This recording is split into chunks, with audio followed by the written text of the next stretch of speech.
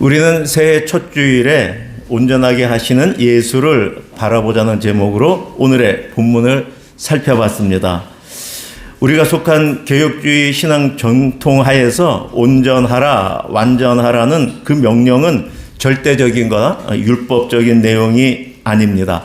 성화, 성숙을 의미합니다.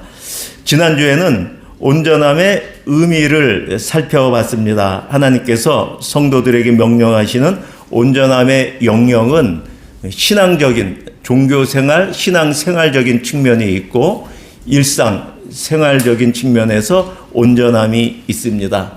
또 하나는 자기 자신이 하나님 앞에 단도가로서의 그 온전함, 이 세 가지 영역에서 얼마나 온전한지 해야 된다는 내용을 살펴봤죠.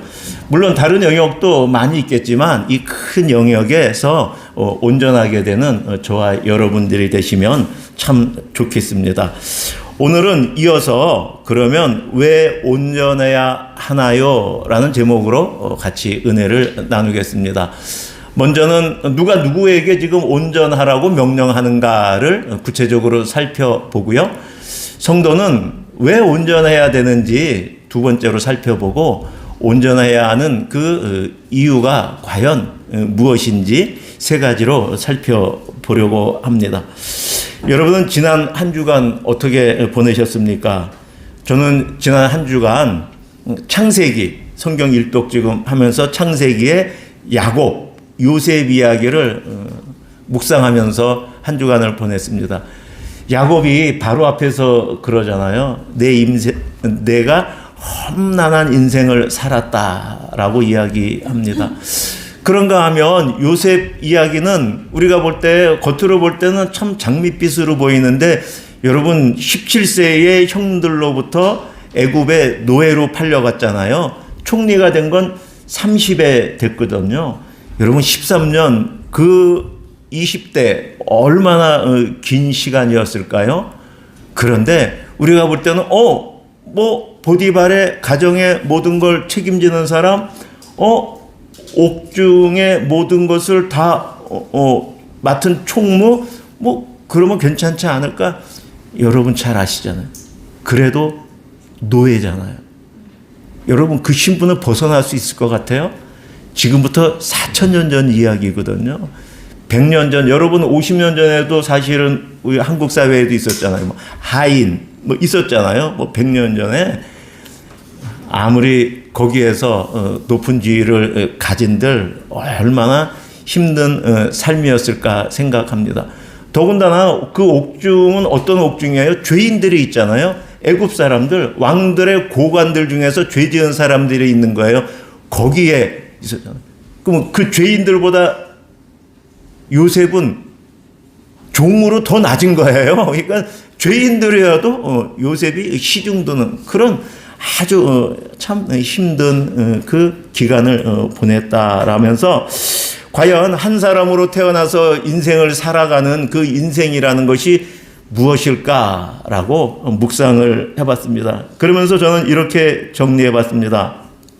성도들의 인생, 성도들의 일상, 성도들의 삶이란 하나님께서 성도들을 예수 그리스도의 제자로 소금과 빛의 사명을 감당하게 하실 것인데, 해야 되는데, 그렇게 해야 되는데 저희가 실력이 없잖아요.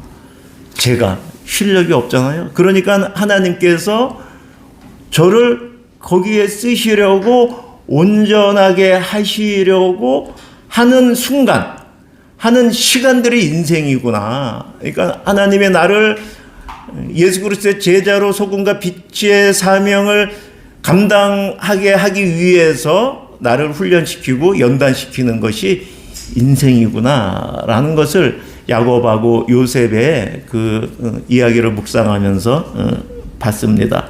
하나님께서는 성도들에게 일상의 삶을 통해서 온전할 것을 명령하고 계시죠.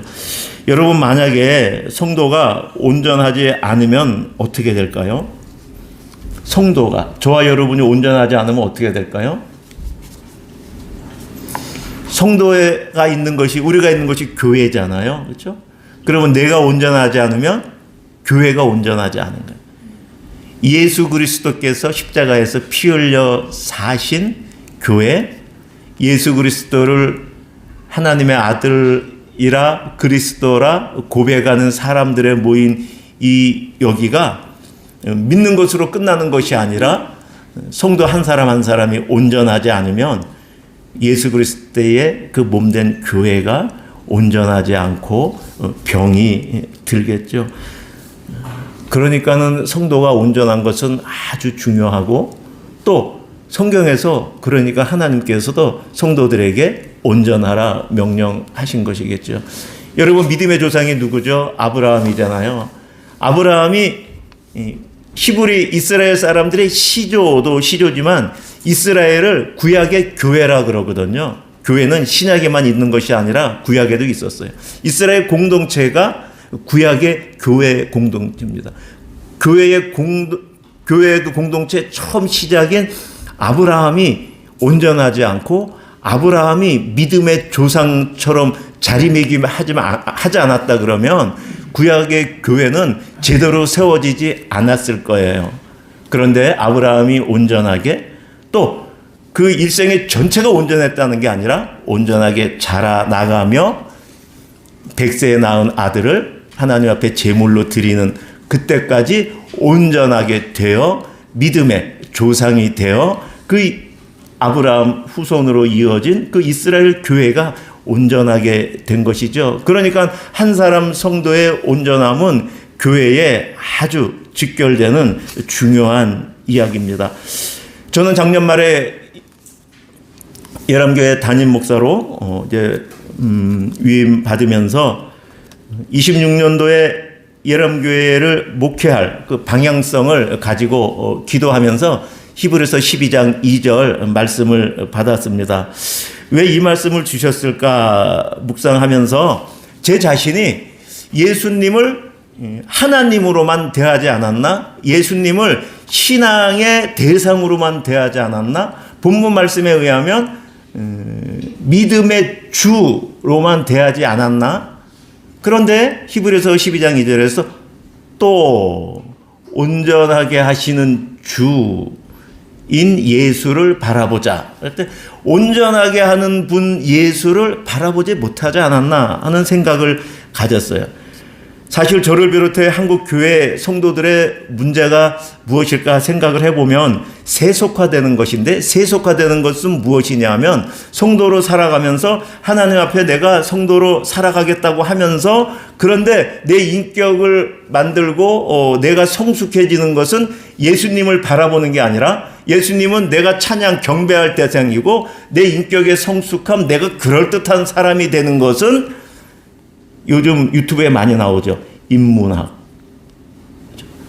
내 경험, 그리고 어디에서 들려오는 어떠한 처세술, 방법, 그것으로 이제 성숙하려고, 인격적으로 보이려고 하지 않았나. 제 경험을 보면 그렇습니다. 그런데 성경은 분명하게 말씀합니다. 예수 그리스도는 너희의 신앙의 대상일 뿐더러 너를 온전하게, 너를 성숙하게 해주시는 분이 예수다. 예수를 바라봐라 라고 우리에게 확실하게 말씀하고 있는 것이죠. 오늘은 이제 마지막 히브리서 12장 2절로는 마지막 설교 말씀인데, 누가 누구에게 온전하라는지 조금 더 성경 말씀을 통해서 구체적으로 확인해 보려고 합니다. 창세기 17장 1절입니다. 같이 읽겠습니다. 시작. 아브라함이 99세 때에 여호와께서 아브라함에게 나타나서 그에게 이르시되 나는 전능한 하나님이라 너는 내 앞에서 행하여 완전하라. 여러분, 여기에 잘못된 해석은 이걸 단순히 도덕적으로 해석하는 거예요. 율법적으로 해석하는 거예요. 그리고 절대적으로 해석하는 거예요. 그러니까 어떤 문제가 발생합니까? 교회에서. 저 사람 절대적이잖아요. 그러니까 교회 생활 10년 하면 저만큼 해야 되는데 저거 못 하잖아. 참. 그리고 안타까워하는 거죠. 근데 사실 신앙생활은 연수에 상관없더라고요. 50년이 돼도 성숙한 게 낮은 사람이 있고 1년만 돼도 성숙이 금방 되는 사람이 있어요. 그럼 50년 됐는데 성숙이 늦게 되는 사람이 잘못된 것인가? 그렇지 않아요. 우리도 인생을 살아보면 알잖아요. 내가 왜 공부를 잘해요? 하나님이 그 IQ를 주셔서 잘하는 거예요. 내가 왜 그렇게 일을 잘해요? 하나님이 그 능력을 주셔서 그러는 거예요. 저 친구가 왜 매일 반에서 꼴찌였죠? 그 머리는 24시간 철야하면서 공부를 해도 그 점수가 나오는 거예요. 그렇죠. 저는 학생 때 저 친구들은 공부를 안 해서 저렇지라고 생각했는데 인생을 살아보니 그렇지 않더라고요. 그렇죠? 그러니 성숙한 것도 마찬가지죠. 신앙적인 측면에서도 어떤 사람은 오래 걸릴 수가 있어요. 그러니까 하나님 앞에서는 절대 점수로 100점, 50점 그걸 맞아야지 완전한 것이 아니라 제가 첫 시간에 말씀드린 것처럼 완전은 성숙, 성화로 이해해야 됩니다. 개혁주의 신앙에서는 그렇게 해석합니다라고 말씀드렸잖아요. 50년 돼도 점수로는 10점밖에 안 돼도 그 사람이 하나님 앞에서 매 순간 온전한 성도일 수가 있는 것이죠. 그러한 관점에서 봐야 돼요. 그러니까 단순한 도덕적 요구로 보면 안 되고요. 올바른 해석은 뭐예요? 지금 말씀하시잖아요. 너는 나는 이 관계가 없으면 하나님께서 아브라함에게 완전하라고 말씀 안 하셔요.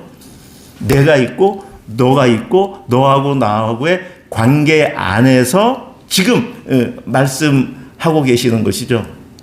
사실 동네에서도 그렇지 않습니까? 저기 막 이상한 행동을 하는 아이가 있어요.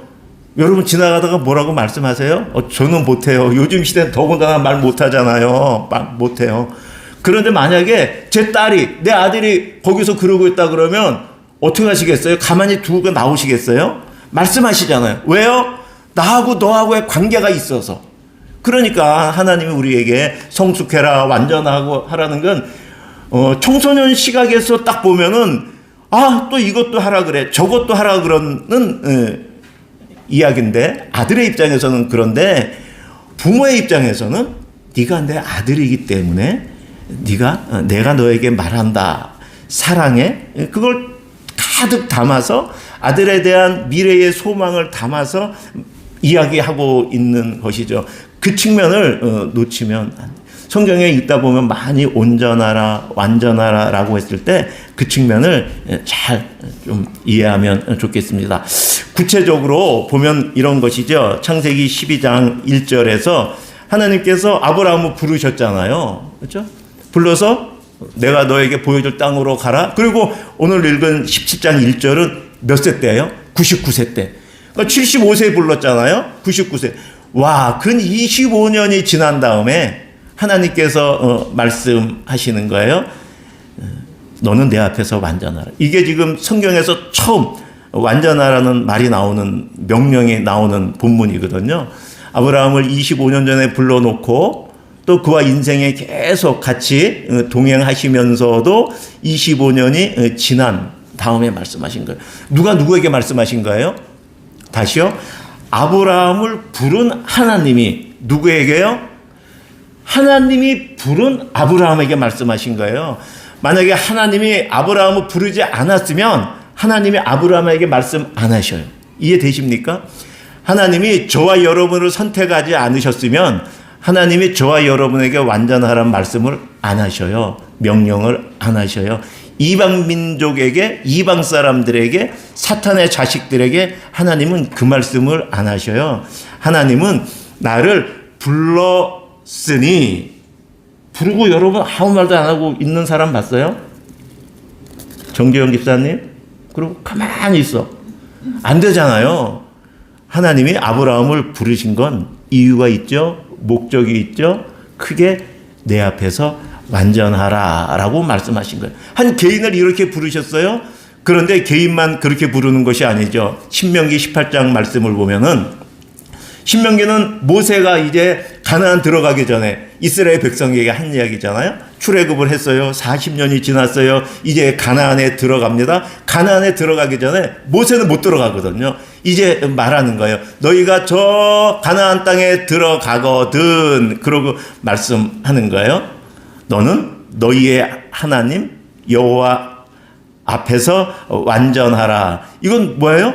하나님이 이스라엘 백성을 애굽에서 구원했잖아요. 아까는 아브라함을 부른 거고 이스라엘 전체의 공동체를 하나님께서 지금 자기 백성 삼으셨잖아요. 애굽에서 구원해서 시내산에 올라가 하나님이 언약을 맺으셨거든요. 언약 맺어서 너희가 내 백성이 될래 안 될래? 아우, 이스라엘 백성들이 당연히 된다고 난리 났어요. 그때. 왜요? 봤잖아요. 애굽에서 자기를 구원한 것뿐이 아니라 10가지 이것도 어마어마한데 와, 홍해를 건넜잖아요. 그리고 건너서 하나님이 시내산 딱 올라가서 그러시는 거예요. 내가 너희의 하나님이 돼도 될까?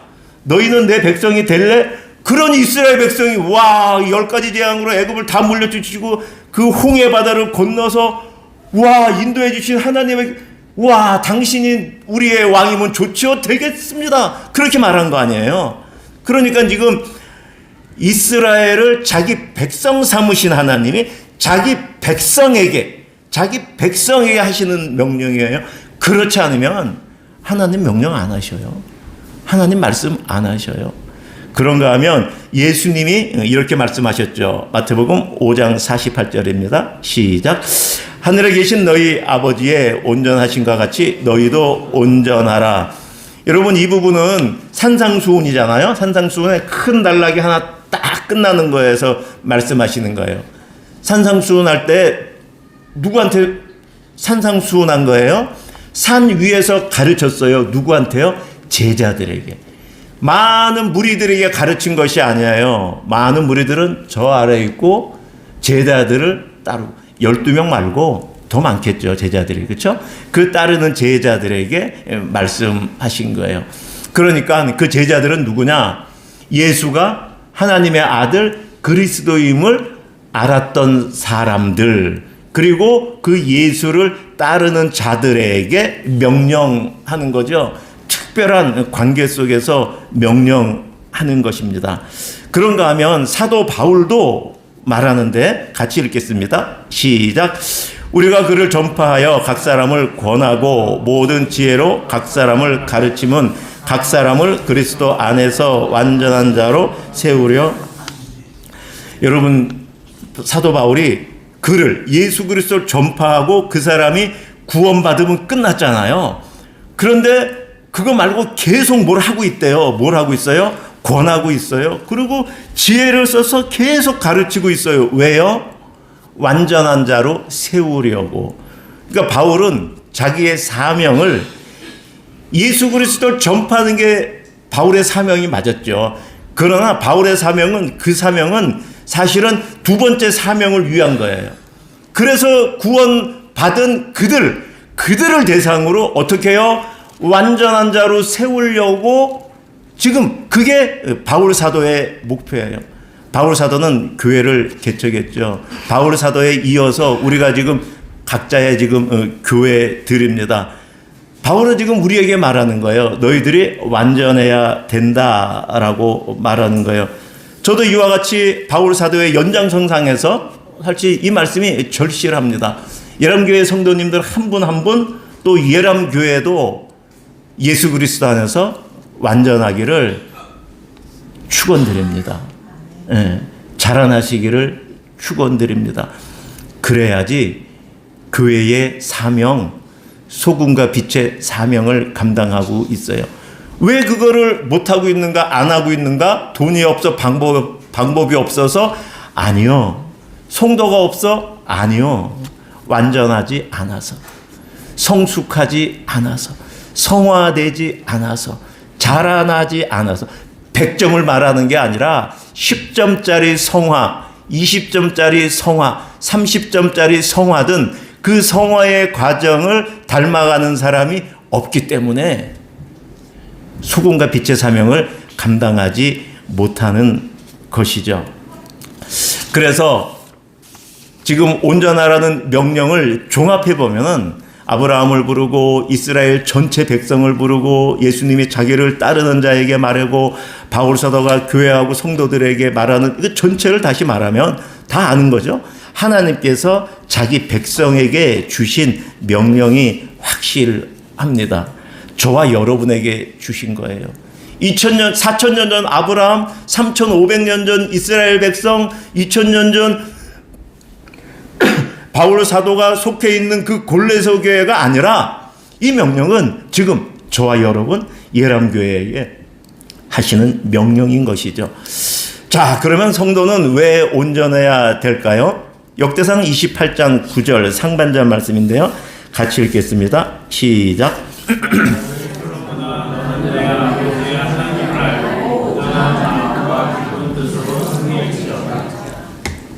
역대상 28장은 이제 다윗의 말년입니다. 다윗이 성전을 그렇게 건축하고 싶었는데 하나님이 너는 피를 많이 흘렸어 라면서 네 아들 솔로몬이 건축할 거야 라고 말씀하셨잖아요. 그러니까 바울은 이제 건축할 준비를 다 끝내놨어요. 설계 도면까지, 그 다음에 재료까지 다 준비해놨습니다. 그리고 이제 말년에 모든 고관들, 천부장, 백부장들을 다 모아놨어요. 28장 1절에 보면은. 그리고 그들에게 성전 건축에 대해서 엄한 명령을 합니다. 그리고 솔로몬에게, 그 성전 건축 전체를 총괄할 솔로몬에게 말씀하시는 게 이제 9절이에요. 9절. 그러면서 다윗이 솔로몬에게 말하는 거죠. 온전한 마음과 기쁜 뜻으로 섬겨라. 그런데 그 하반절에 이 말씀을 하세요. 네가 만일 그를 찾으면 만날 것이다 라고 막. 여러분 하나님 찾아보셨어요? 다윗이 솔로몬에게 하나님을 찾으면 만날 것이라 그러잖아요. 여러분은 혹시 하나님 찾아보셨나요? 다윗이 이 말을 해갖고 솔로몬이 하나님을 열심히 찾아다녔나요? 보물찾기 하듯? 하나님이 어디 숨어 계시나요? 그렇지 않죠. 이 말은 무슨 말이에요? 성경은 문맥으로 봐야죠. 이게 28장 9절 하반절이잖아요. 상반절. 온전한 마음과 기쁜 뜻으로 섬겨라.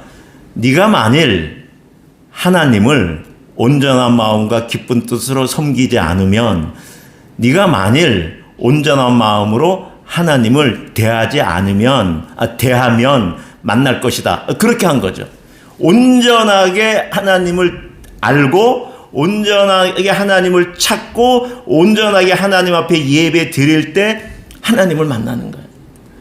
그리고 이어서 계속 이야기하죠. 만일 네가 그를 버리면 그가 너를 영원히 버려. 여러분 주머니에서 한번 버려보세요. 꺼내서. 버려지죠. 하나님을 꺼내서 버릴 수 있어요? 여기서 지금 다윗이 아들에게 네가 그를 버린다. 영이신 하나님을 어떻게 버려요? 어떻게 버릴 수가 있어요? 우리가 말하는 그런 물리적인 버림이 아니죠. 어떤 거예요? 네가 만일 온전하게 하나님을 섬기지 않으면, 네가 만일 온전하게 하나님 앞에 예배하지 않으면, 네가 일상의 삶에서 온전하게 하나님 앞에 서 있지 않으면 하나님을 만날 수 없다라는 말이죠. 다윗은 지금 어마어마한 진리를 지금 솔로몬에게 전해주고 있는 거예요. 우리도 이것을 조금 잘 깊이 새겼으면 좋겠습니다. 하나님을 그렇게 만나고 싶은데 왜 못 만날까? 하나님을 그렇게 만나려고 새벽 기도회를 작정하고 100일 1000번제를 드렸는데 왜 하나님을 못 만날까? 오늘 본문은 그렇게 말씀하고 있습니다. 온전하게 하나님을 대했느냐? 온전하게 하나님을 섬겼느냐? 그렇게 다윗은 질문하는 것이죠. 네가 어떻게 하나님을 대하고 있는지 깨닫고 있는지 돌아보지 않겠니? 라고 대답을 하고 있는 것이죠. 그런데 하나님이 과연 내가 온전한 마음으로 하나님을 섬기는지, 내가 온전한지 어떻게 할까요? 9절 중반절에 다윗은 이렇게 말씀하고 있어요. 여호와께서는 모든 마음을 감찰하사 모든 의도를 아신다라고 말씀하고 있어요. 하나님께서 여러분의 마음을 감찰하시나요? 어떻게 감찰하죠? 엑스레이로 쑥 지나가나요? CT 착 지나가나요? 여러분의 의도. 아니 나도 지금 내 의도를 모르는데, 나도 내 생각을 모르는데 어떻게 하나님이 있을 수 없는 이게 맞나요, 여러분? 여러분 어떻게 생각하세요? 믿어지시나요? 저는 이런 질문을 사실은 뭐 젊을 때나 이렇게 또 교회 안에서도 가끔 듣는 경우가 있죠. 아니, 하나님이 어떻게 뭐 마음을 아시고 어떻게 감찰하신다는 거야. 저는 요즘에 과학이 발달해서 몇 번은 말씀드렸지만 너무 좋아요. 여러분의 폰을 가지고 포렌식 하는데 딱 갖다 맡기면 뭘 알 수 있어요?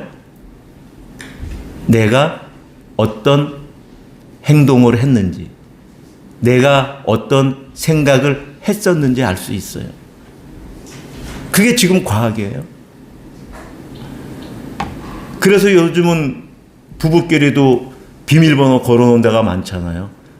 포렌식 안 해도 와이프가 이렇게 봐도 알 수 있어요. 유튜브 기록, 인터넷 히스토리 그냥 보면 우리 남편 지금 이러고 있는 거야? 그냥 알 수 있어. 포렌식 하면은 뭐 말할 것도 없고. 근데 뭘 할 수 있어요? AI 포렌식 하면요, 이 사람이 어떤 생각을 할지, 어떤 행동을 할지까지. 왜요? 사람의 행동, 사람의 그 생각은 과거의 연장선상에서 해석하고 해석이 되는 거 아니에요? AI가 과거의 패턴 모든 걸 종합해 갖고 이 사람은 내일 월요일에 교회 예배 잘 드리고 월요일은 어떤 생각하고 어떻게 행동할 거야? 아침에는 저녁에는 다 알려주는 시대가 지금 시대잖아요. 그게 어떻게 가능해요? 과학기술로. 과학기술은 어떻게 만들어졌어요?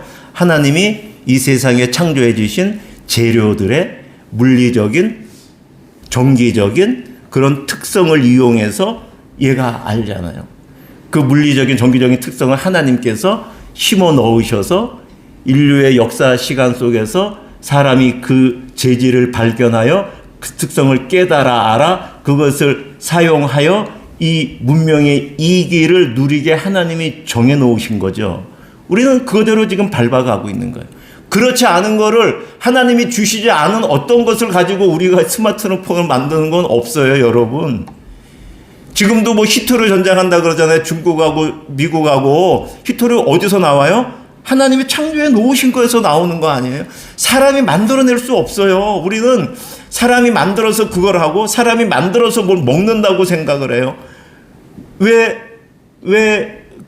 기아가 생기고 왜 굶주려 죽죠? 왜 식량이 모자란다 그러죠? 우리는 풍성한데 우리는 잘 살아 풍성한 거고. 이 과학기술이 음식을 만들어주나요? 못 만들어줘요. 이건 자명한 거잖아요. 그렇죠? 그럼에도 이것을 쓰면은 사람의 생각과 마음을 알 수 있는 시대에 왔는데 이 모든 걸 창조하신 하나님께서 사람의 마음을 감찰하지 못한다? 모르신다? 이게 더 말이 안 되는 거잖아요, 여러분. 그게 더 말이 안 되잖아. 그렇죠? 저는 지금 과학을 가지고 하나님 설명하기가 이해시키기가 너무 좋은 시대인 것 같습니다. 자, 그래서 성도가 온전해져야 되는 이유, 여러분 너무너무 중요한 건데요.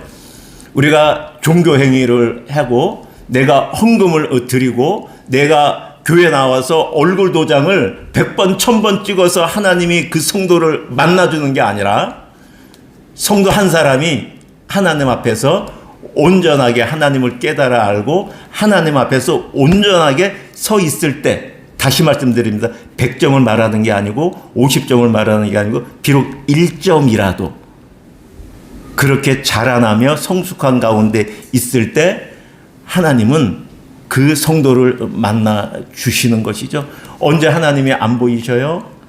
내가 그렇지 않을 때 하나님은 만날 수 없습니다. 이거 인생 살면서 여러분 꽉 붙잡으면 좋겠어요. 너무너무 큰 진리거든요. 자, 제일 크게는 그렇고 이제 세 번째로는 그러면 온전할 것을 명령한 이유를 조금 더 세부적으로 살펴보려고 합니다. 세 가지 이유를 살펴볼 건데요. 앞에도 계속 말씀드린 거지만 예수님께서 하늘에 계신 너희 아버지의 온전하신 같이 너희도 온전하라 라고 했을 때 무슨 말씀하는 거예요? 아버지를 닮으라는 거잖아요. 아침에 중고등부도 이제 같이 예배를 드렸는데 그래서 예준아, 너는 누구 닮았니? 엄마 닮았다. 세비사, 너는 누구 닮았니? 엄마 닮았다. 그래. 아니, 너 엄마 안 닮은 거 아니야? 아빠 안 닮은 거 아니야? 닮았대. 그치? 아, 너 안 닮은 거 닮았대. 여러분, 자녀가 부모 안 닮으면 어떡하겠어요?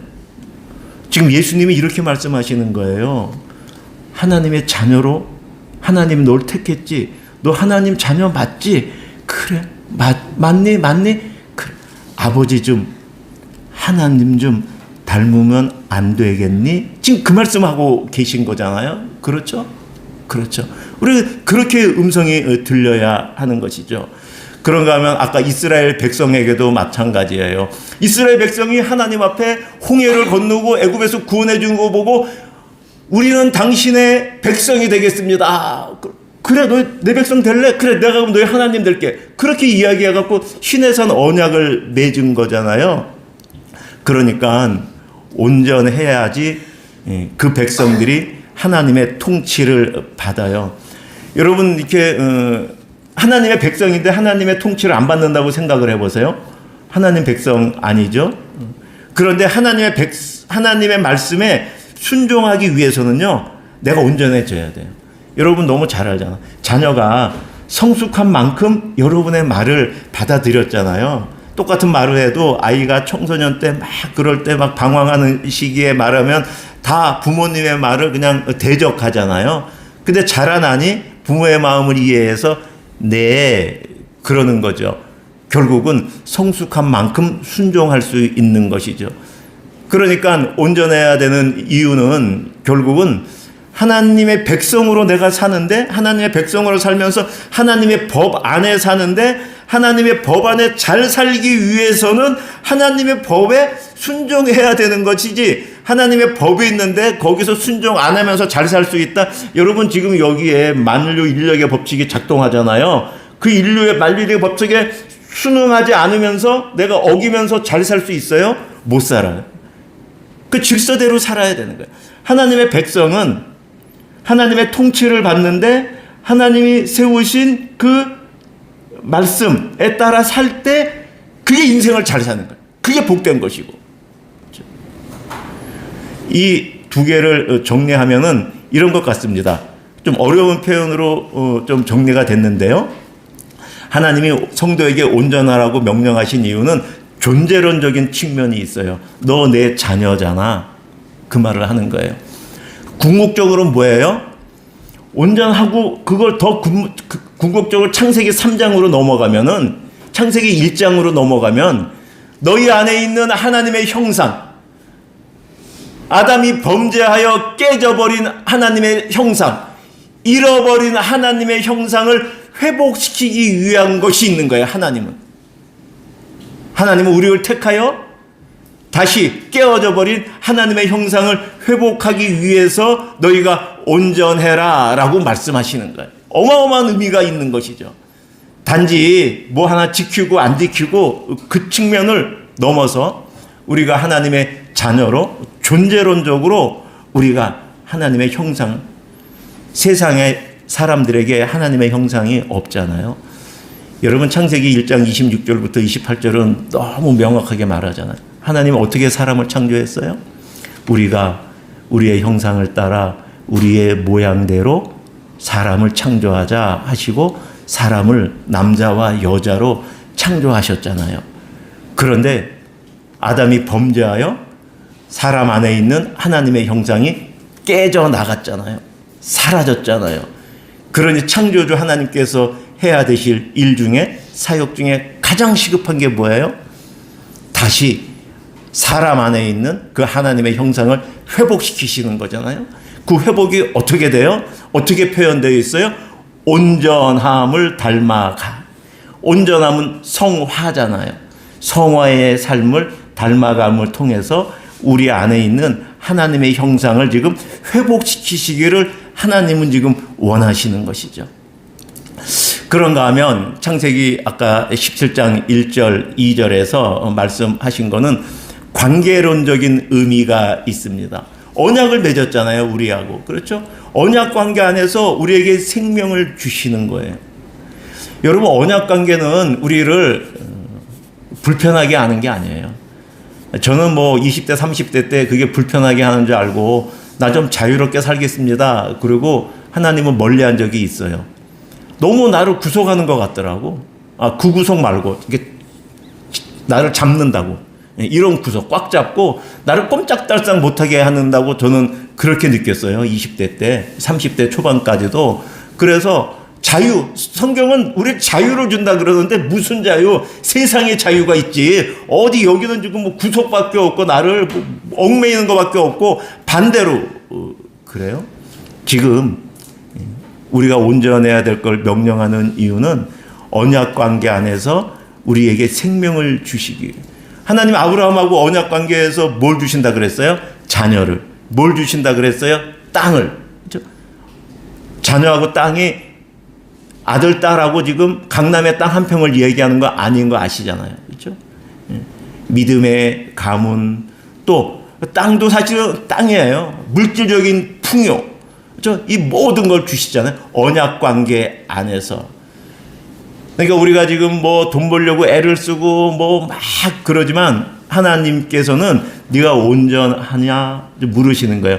온전하면은 언약 관계 안에서 내가 너에게 자녀를 주고 내가 아브라함에게 땅을 주겠다는 그 언약의 약속을 내가 너에게 성취시켜 줄게, 너에게 이루어 줄게. 너는 내 앞에 온전해라. 그렇게 말씀하시는 것이죠. 그러니까 언약 관계 안에서 우리가 인생을 살아가면서 가정에서 자녀로, 부모로, 남편으로, 직장인으로 살아가면서 거기에서 풍성하게 살고 싶은가? 거기서 하나님이 주시는 참된 안식 가운데, 기쁨 가운데 누리고 싶은가? 내 앞에서 온전하라. 지금 하나님 그렇게 말씀하시는 거예요. 하나님은 존재론적인 측면, 이 언약적인, 이 관계론적인 측면에서 우리에게 생명을 주시려고, 진리 안에서 생명을 주시려고 온전하라고 하고 계신 것이죠. 그런가 하면 디모데후서 3장 17절인데요. 같이 읽겠습니다. 시작. 이는 하나님의 사람으로 온전하게 하며 모든 선한 일을 행할 능력을 갖추게 하려 함이라. 여러분, 이게 바울 사도나 사도들이 복음을 전파하는 게 가장 큰 사명이잖아요. 그렇죠? 그런데 거기서 그치면은 안 돼요. 그러니까 구원받은 자리에서 그냥 뭐 이런 말 적합할까요? 주저앉아 있으면 안 돼요. 그 자리에 머무는 것은 하나님의 뜻이 분명히 아닙니다. 지금 이렇게 말하고 있잖아요. 바울 사도는 구원받은 거 다 끝났어. 그죠? 끝난 다음에 뭐예요? 온전하게 해요. 왜요? 선한 일을 행할 능력을 갖추게 하게. 그러니까 선한 일은 무슨 일이에요? 선한 분은 한 분 하나님이셔요. 선한 일은 뭐예요? 하나님의 뜻, 하나님이 원하시는 거가 선한 일이 되겠죠. 그런데 여러분 아시잖아요. 뭐 저도 여러분 실력 다 아시잖아요. 우리가 서로 알잖아요. 우리가 무슨 실력이 있어서 우리가 하나님의 선한 일을 하겠어요? 하나님이 원하시는 그 긍휼을, 하나님이 원하시는 그 복음 전파를, 하나님이 원하시는 그 구제 사역을, 하나님이 원하시는 그 우리가 어떻게 감당하겠어요? 없잖아요. 그러니 하나님이 지금 뭐라 그러시는 거예요? 바울 사도가 너희가 구원받아 너희를 온전하게 해라. 온전하게 해야지 뭐 할 수 있다는 거예요? 그래야 빚어서 너희가 하나님의 일을 할 수 있다는 거죠. 교회가 선교도 하고 전도도 하고 봉사도 하고 뭐 교회 안에 섬겨야 되고 많죠. 왜 아우성이 나요? 성숙하지 않은 상태에서 돈으로 하려고 그러니까, 성숙하지 않은 상태에서 그냥 다른 교회가 하니까 우리도 하려고 그러니까. 그런데 성숙한 온전한 가운데서 해야 되는데, 온전함이 자라나면 그러한 사역들은 보이고 그러한 사역들은 정말 온전하게 할 터인데, 또 자기의 역량에 맞게끔 성숙한 거에 많게끔 여기에는 관심이 없고 온통 주의 군사가 되어서 싸우는 거에만 정신이 있어서 기본기는 아무것도 없고 훈련받은 건 아무것도 없는데 나가 싸우니 백전백패가 되는 것 아닌가. 바울 사도는 명확하게 말합니다. 하나님의 일을 교회가 하려고 하는가, 그 능력을 어떻게 갖추는가, 온전하게 되어야 한다. 그런데 그 온전함은 뭐라 그러는가요? 예수를 바라봐라. 세상에 인문학에 있지 않고 너희의 경험에 있지 않고 어떠한 수단 방법에 있는 것이 아니라 예수를 바라봐라.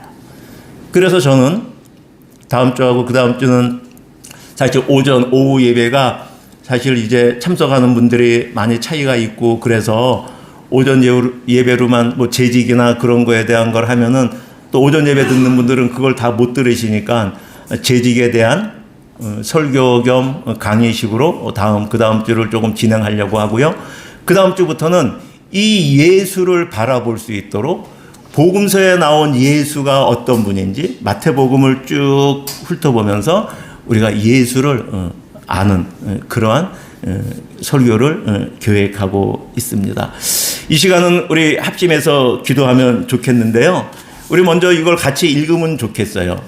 시작. 성도가 온전함을 이루지 못한다면 살아계신 하나님을 만날 수 없습니다.